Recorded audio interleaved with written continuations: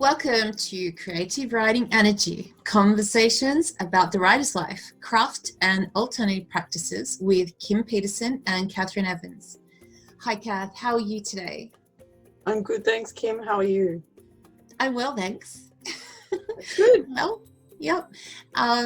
Before we start, we should just mention that we're stacking a couple of these shows up to tie us over the crazy peak of the silly season that is fast approaching. Yeah, because we want to be able to keep the momentum going and keep publishing every week and producing. So that's what we're doing, just in case. And we'll be around. We'll always be around. Can't get rid of us. Yeah. Creativity prompt today. This is interesting, Kath. I laughed when I read this one. This is one of yours. Think of 10 words instead of yellow, green, blue, red, happy, sad, and angry. First of all, can you tell me the idea behind this? Well, when you're going to write and sometimes you can't use the same word over and over again and you've got to come up with different ones. And yeah, I think when I read The Book Thief and Marcus Zusak used lemon scented hair, I think, for the girl description of one of the hair, or lemon hair, was it? Oh, can't even remember. But it gives you the colour, even though it's a different word to blonde or, yeah. You know what I used? So that's where it came from. That reminded me in my book, the scene I was writing, I used, his hair was pink floss. Oh, cool. Yeah, because in the scene they were like under, those red lights, like the real dingy red lights, and he had blonde hair. Yep. Pink floss. That's what I used, yeah. There's a girl, Erica Hayes, and she writes, her colours jump off the page to me when I read her stuff, some of her stuff. It's amazing. It's like a Enid Blyton for grown-up people. Nice. Yeah.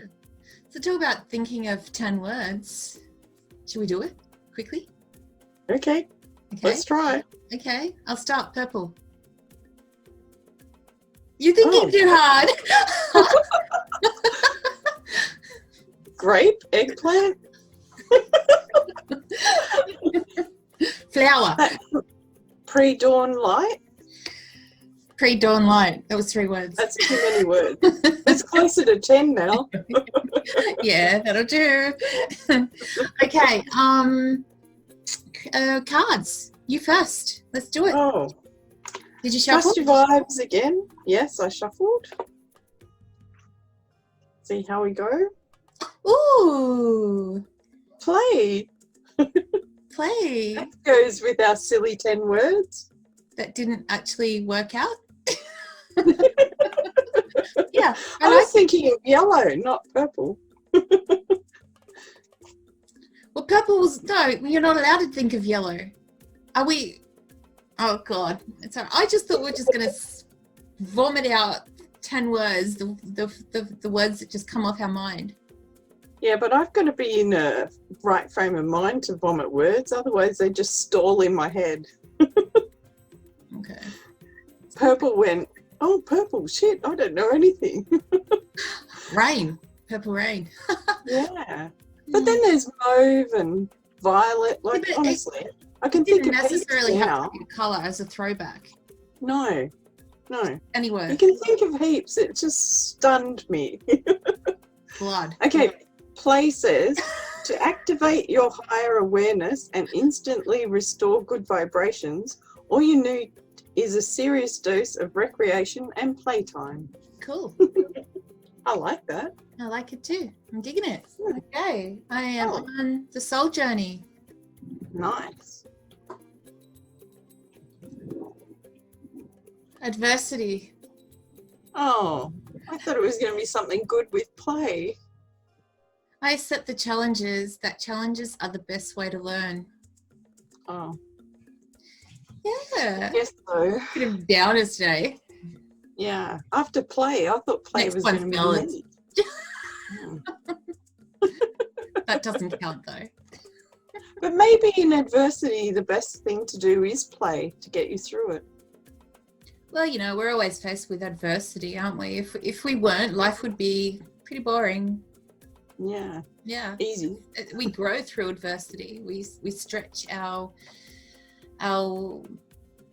ourselves, you know, we reach for more, and we've got to work it out, and we face our fears. That's what adversity really is, isn't it? Facing your fears, and you learn how strong you are, what you can do.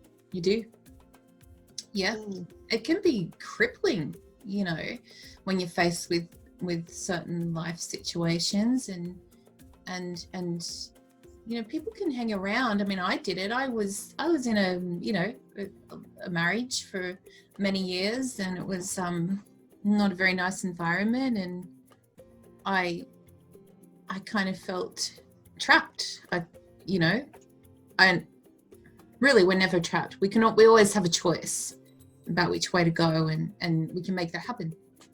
But it's not until we face the adversities and embrace that and make our choices from there. You know, we can either stick around, try new things, go for new things. Yeah. I like the new. And when you look back now, do you think, you know, if you face another adversity, you use that as encouragement to go forward? You know, I survived that, I can survive anything. Exactly. I think that a lot. I think I've been through fucking hell. I really have. I've been in the deepest pits of shit in my life without, you know, not always being able to see the way out, you know, and convincing myself that this is it, it'll be all right, it'll get better. And it was just horrible. So yeah, and I always think if I can get through that, and I found the inner strength to change my life, I can do anything. And then after that, it wasn't easy sailing either. It took a long time to work through all that, you know, baggage, and the kids. It wasn't easy with the kids and stuff, and you know, but I did it, and I'm still doing it, you know, like I'm still it's actually formed, you know, very much the fabric of who I am today, and my inner strength. I mean, I'm strong. I know I'm strong. I have my weak moments, but yeah. You can do it all. Yeah. Perseverance, adversity, playing at the same time. Yeah. And yeah, we're talking about social media, so there is a lot of adversity in social media, really. I mean, it's a platform where people use that for, you know, social outrage and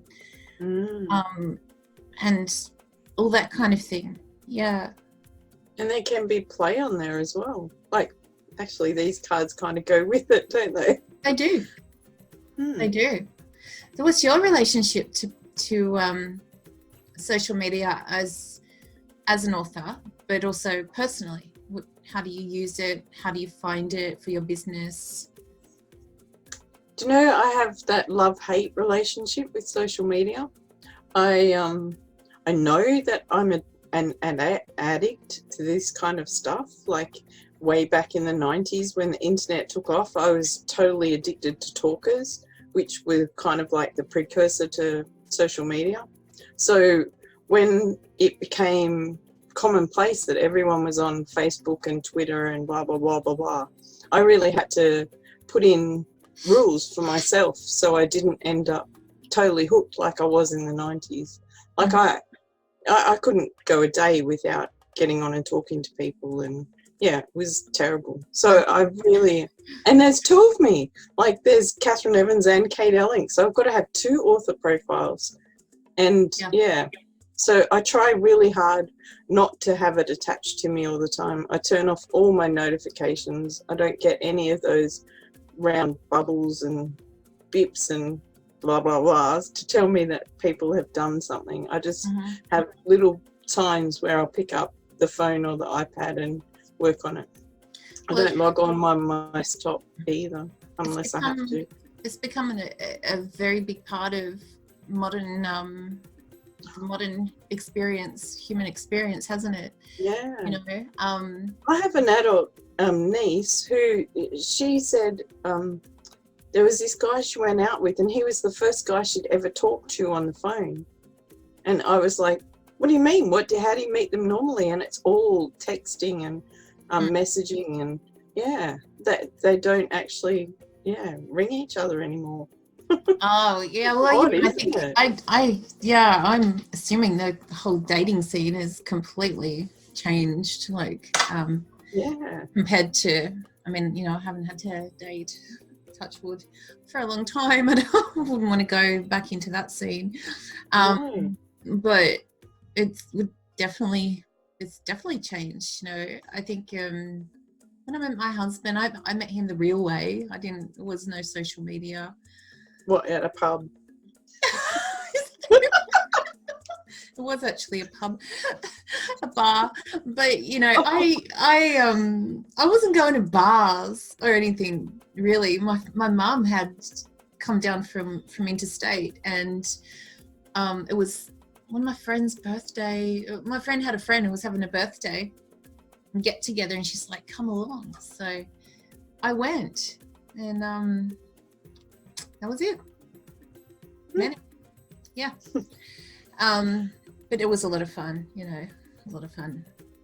That was in my single mothery days, where I did actually start to, a couple of years after leaving my husband, you know, divorce was final, had the divorce party, and started kind of venturing out a bit more. I didn't go to the internet. You know, I had girlfriends that were using online dating, and they were meeting the creepiest, most horrible freaking men, you know. Oh.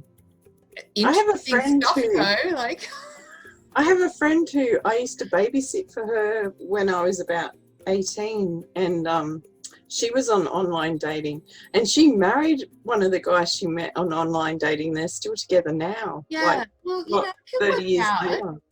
And I think it's great in some arenas, because it's bringing people together that might not have otherwise had the opportunity to meet. And you know, there's nothing saying that you can't meet someone significant or to you on a soul level through the internet, or I mean, because it's part of the modern culture, so it's doesn't make it any less meant to be. You do know what I mean? You're still meant to meet the people that you're going to meet, even through the computer. Yeah, I have friends who I met in the 90s. You're attractive. Yeah, I have friends who I met in the 90s, and I'm still friends with them now. And we met on the computer. Mm-hmm. Like one girl, she's in America, and I've never met her face to face. We just exchanged letters, and well, now we keep up on Facebook. But yeah, I mean, I have a few American friends that we you know, keep in touch, and the relationship is good, because it might be all internet, but you can feel the vibes. You can feel vibes through email, you know. Yeah. But same when pen pals, wasn't it? When you wrote letters to people that you didn't know. Like, did you have pen pals as a kid? No. Oh, I did. I had pen pals, and I kept in touch with them for years. I wanted one. Oh. Well, how do I get a pen pal?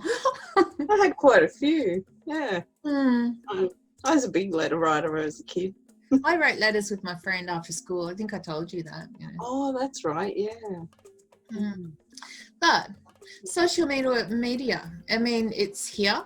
It's you know, the new wave of culture for authors, whether we like it or not. And you know, it has its pros and its cons. But I think for most writers, you know, I don't think that we have to have an online presence as such. You know, just I think an author website for sure. I don't think you can not have that. But as far as online social media platforms, that's optional. But you know, it's kind of, I don't know, handy. your personal preference. It can be a time sucker, and you can easily fall into obscurity, you know, as a writer. You can just spend way too much time marketing other than writing the words. Yeah.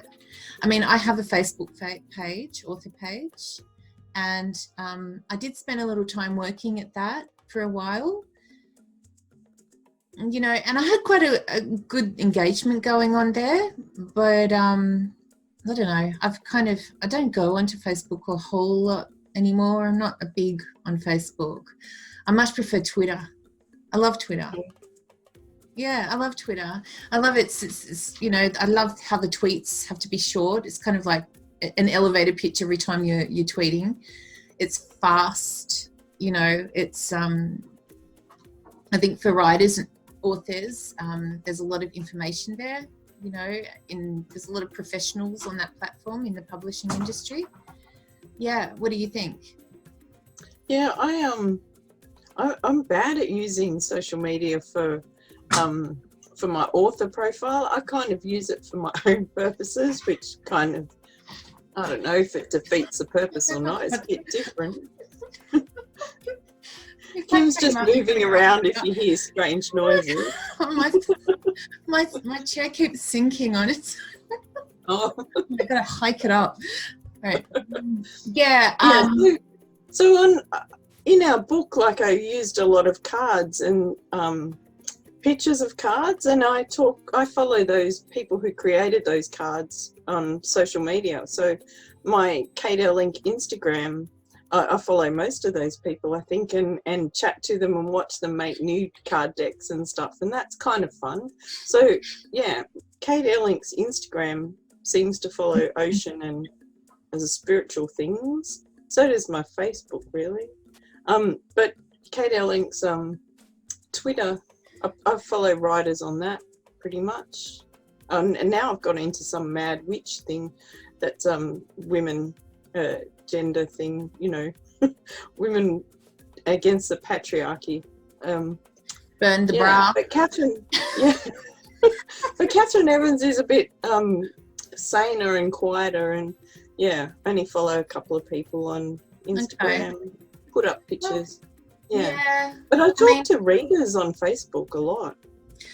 I think also in your genre, the romance genre, I think Facebook is much more beneficial for that kind of thing, because there's a lot of romance readers on. Yeah, and they all want to connect and talk to you, and I think they're much more social. Yeah, it's really lovely. Like, I've made some really nice friends out of that. Mm-hmm. And even, like, I don't think I'd be on anything except one of the girls dragged me out to do talks and stuff locally, and we met on Facebook and she's a romance reader, so you can make connections that you'd never make normally. For sure. But it is annoying. The other platforms I'm using a lot lately, this year in particular, is Medium, and I post my articles on there weekly, and I'm starting to... Yeah, you do a lot on there. Yeah, and I'm starting to gain a little bit of traction with kind of... Sometimes, you know, I'm a bit slow in working things out, but I've worked it out a bit more. And anyway. Does it use hashtags and stuff like some of the other social media to gain? Not a Medium. You use tags, but not hashtags. You tag. You get five tag options to tag your work, but you can publish. There are publications on there that you can submit your work to, and they will publish it, and they have a much bigger audience. You can publish it yourself on your own, and you know it has the follower and the not and that kind of thing, like other platforms. But it's there's publishers that will have their own they've got their readership already existing, and you're just tapping into that. And they'll feature your work if they accept your work, and then you're getting more eyes on your work. So, I mean, social media in that regard can be a great tool to get your work out there, you know. And I write and publish words every week, and I have been all year, been working at that. It's been part of my author business, what we do and what I do on my own as well. And so I've found Medium is great for that, you know, and I quite like it. And YouTubing, you know, I think YouTubing is not for everyone. I didn't think that I'd be doing YouTube ever, but here we are.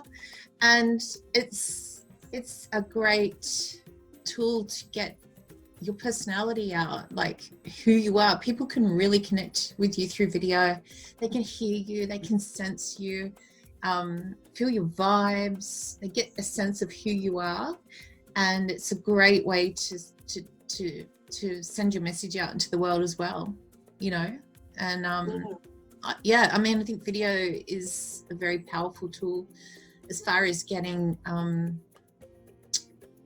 exposure and, like, you know, more views. I don't know. I don't know how to do that. That's, you know, but I do feel it's important as an author to choose maybe one or two platforms and really drive hard on that platform, you know, and work it out. And if you're going to do it, if that's what you want to do. And this year for me, it's been Twitter. Recently joined LinkedIn. You know, I don't know if you're on LinkedIn. No, I didn't LinkedIn. You didn't LinkedIn. I've had an account on there for a while, but I didn't use it. I was like, oh, you know, because I think when you're having all these accounts, you can spread yourself way too thin. And, you know, I don't have the time. I don't want to spend my time on social media for too long. Like Twitter, I'll go on for a couple of minutes every day, post, share my work or whatever. But yeah, I think you got to choose wisely how you want to use social media and for what purposes. Yeah. I think too, I've kind of claimed my name at places like Tumblr. Kate Links on Tumblr, and I don't actually use it very often. But what I do use Tumblr. Oh, well, what I do use Tumblr for, although that might be changing now because their terms of service are changing, but as Kate Elling, if you needed to get some kind of an erotic feel or check out something that was a bit raunchy, Tumblr was really good for that. Like, there was some really amazing stuff on there that weren't on other social media platforms. So I've heard that Tumblr is really good for connecting with readers, and there's if you use it right, it can be a great way to interact, connect, and get yourself out there as an author brand and things. But I have not. But at the same time, I did hear that you need to really put the time into Tumblr. But I have no idea about that platform. I haven't used it. It's foreign. I had a lot of to me. Yeah, I couldn't. I don't know. Couldn't seem to work it out. Plus, you stretch so thin. You know, like it's really hard to keep up. And so I thought I'd just use a lot of these things for what I wanted them for. You know, so I use Tumblr for inspiration. I use Pinterest for inspiration. If people follow me, good. But if they don't, I'm not there actively targeting them. I'm not big on Instagram either. I know you are, and only because I like taking photos and looking at photos. I did start to post a little bit of my my stuff there earlier in the year, but I was like, oh, you know, like I'm posting it to Twitter. I was posting, it depends on what the article is, to Facebook. You know. Medium, and it's time consuming, so that's why I feel like it is important to choose a medium that you want to work with and work it out. drive it hard, work it for you. And I mean I might miss the whole purpose of social media, which is probably what I'm going to show now, but but when people post stuff and it's the same stuff on every platform, and you follow them on different platforms, you just see the same stuff over and over, and I don't kind of get that. So I try to put stuff on the different things on different platforms, and I don't think that works either. Because you spend so much time doing it. Yeah, I guess, you know, they have the different audiences on different platforms, and if they're using it for business purposes, specifically author business, then I guess they're trying to show that to the audiences across those platforms. But then I feel that Twitter is not really for readers. Like, I don't. No, it's more business. More business. Like other authors and publishers and stuff. Yeah, definitely more business oriented.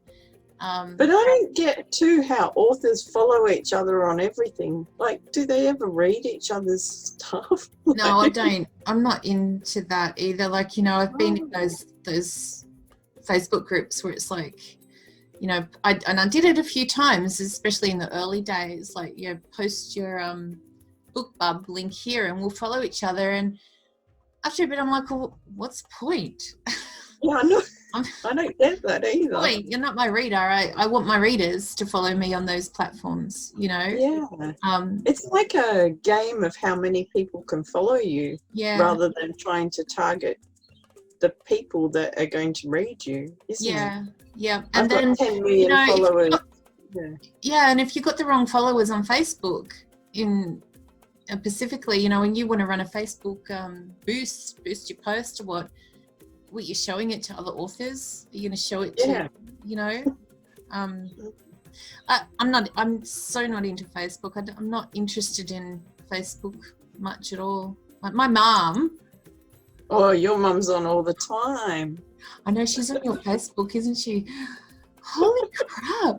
I have to tell her, seriously, like whatever we're doing, she's like a Japanese, she's like a Japanese tourist. I'm like, Mom, you know, and we went trick-or-treating. She came with me, right? Now, she came with me last year. We went to the same houses, and they have the same decorations, like, you know, around, right? And we walk up this one driveway, and they had some cool stuff out. And I could see her going for her phone, and I'm like, Mum, you took that photo last year. People do not want to see it on Facebook again. Like, please, you know. She did it anyway. And then she came around the other night and she cooked dinner. And then she's taking photos. Did you see her photos? Yeah, I saw that. I was wondering if it was your dinner or someone else's. Oh my God. Like, someone give me a gun. Well, I noticed too, I try to have different target audiences and different friends for Catherine Evans and Kate Elling, because my readership's going to be different. Mm-hmm. So, yeah. But some authors want to be friends with both of me, and then I get confused and, you know, comment on the wrong person's Well, you do that on Twitter sometimes, don't you? Yeah, I know. Yeah. It's really hard, especially now that both selves are merging a bit. I used to be much better at keeping me separate. But now I'm a bit... Take one author name, Catherine Elink. That's your merge name. But then you've got to have another account for Catherine Elink. Yeah, my family would read the wrong books, and that'd be the end of them. Be too confusing. Yeah. That horrifying, probably. Mm-hmm. So how'd your card go? Play. Amongst adversity. And maybe that's it. Maybe we've got to look at social media as both play and adversity to balance it. Yeah. Don't take it so seriously. Don't take life so seriously.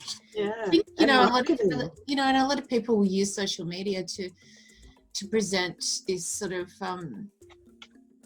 false... Oh, fake self. False, facade, and, you know, sort of pretend that their shit doesn't stink. Did I say that? Yeah. No, I can't stand the false pretenses, you know. I mean, at the same time, we do have to keep that kind of professionalism about us, particularly that we are out putting ourselves out in the world and as authors and stuff, but people will always respect the authenticity that you bring, not only to your work, but also to your author. Yeah. Or the person that you're being and how you're interacting, you know? I mean, I don't think you have to show all the shit, do you? But you don't just show all the glory. Yeah, you don't have to show the shit. Got to have a bit You have of to balance. be real at the same time. Yeah. And people can relate. People are always going through adversity, and so are you. So that's what I got to say about that. It's a tough balance, though, isn't it? I think tough being on their social media when everybody's portraying, you know, this is my perfect life, and you're going, God, I'm going through the worst shit in the world, and I've got no one to help. Yeah. Anyway, Kath, you want to wrap up and Yes. Thanks for joining in our conversation. You can find our book, Creative Writing Energy, online, or you can find it at whisperinginkpress.com. You can subscribe to our Creative Writing Energy on your preferred podcast platform or YouTube, and you'll be notified when our episodes are available. And if you want to get more involved, we have a Patreon page called Creative Writing Energy, just for something unusual. And you can sponsor us there for as little as $1 a month. And next year, we're hoping to run, or we are running, a mastermind class. As soon as we get it sorted, we'll let you know all about it. It's starting like next February, and you can find out about that at whisperinginkpress.com. Creative Writing Energy Mastermind. Yeah, and we're taking applications for those sessions now. So the first session. And don't forget to think of 10 words instead of yellow, green, red, blue, happy, sad and angry. And purple. Don't forget throwing purple. Purple. Yeah. Keep it purple, folks. Catch you later. Thanks for tuning in. See ya. Goodbye. Bye. Bye.